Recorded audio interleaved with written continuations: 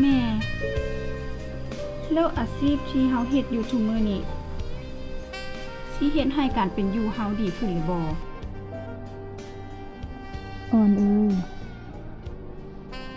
ชีวิตคนเฮาบ่มีอย่างที่แน่นอน ถ้าหากว่ามื้อใดมื้อหนึ่งถ้าแม่จากไปแม่เฮาบ่มักให้อีแม่เว้าแนวนี้อ้ายอรุณอ้ายว่าน้องมีความสามารถเป็นนักแสดงอาชีพได้บ่ กายว่าได้โคตรได้เลย น้องทั้งเก่ง ทั้งงาม ได้มีเสน่ห์แบบนี้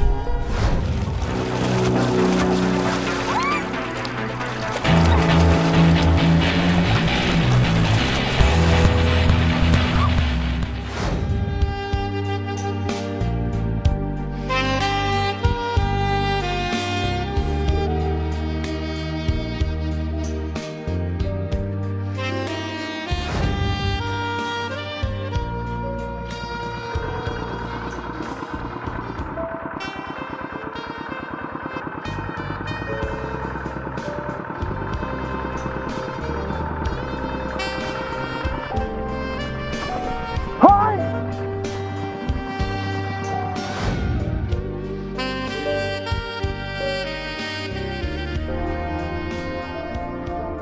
อย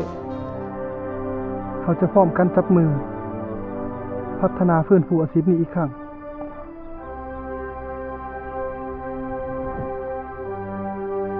มันสวยเกินไปแล้ว